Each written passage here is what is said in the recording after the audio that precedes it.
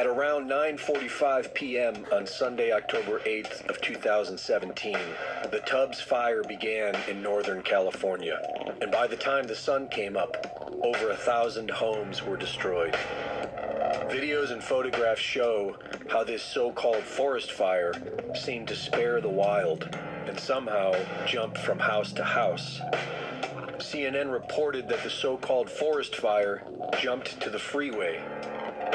Hundreds of photographs show cars with melted trails of aluminum alloys from what must have been an unprecedented amount of power.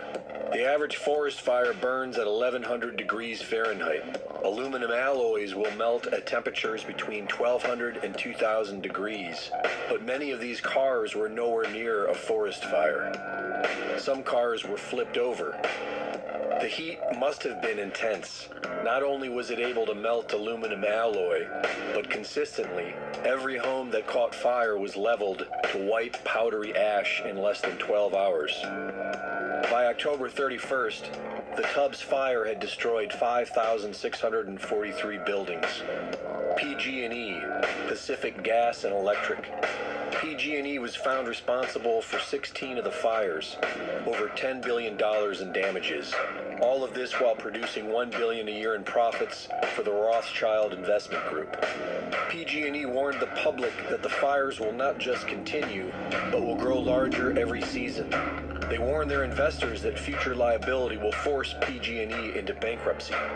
In June, utility officials told state lawmakers that they needed protection to survive the coming fire season. And on August 31st, California state legislature passed a utility bailout bill to protect PG&E, its shareholders, and Rothschild Investment. At sunrise on Thursday, November 8th, the Camp Fire wildfire began in California. It has all the same anomalies as the Tubbs Fire and is already twice as devastating. Many people are asking the same question: is this an attack? In 2003, Secretary of Defense Donald Rumsfeld and General Richard Myers admit to the development of directed energy weapons and microwave technology. In 2017, Lockheed Martin shoots drones out of the sky with an invisible laser beam that burns them from the inside out. The technology exists. The evidence is there. But the motive? Perhaps it could be found in the United Nations Agenda 21, wherein certain areas of the country are proposed to be off limits to human use. It just so happens that these strange California fires seem to all be within the proposed no human use areas. New regulations and insurance policies are preventing homeowners from rebuilding. And meanwhile, they claim it is the new normal and are now claiming it is a phenomenon of global warming. One thing is for certain: the governor of California has already assured that the people will pay for all of the damages.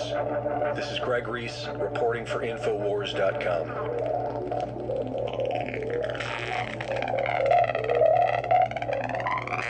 I have an opportunity for viewers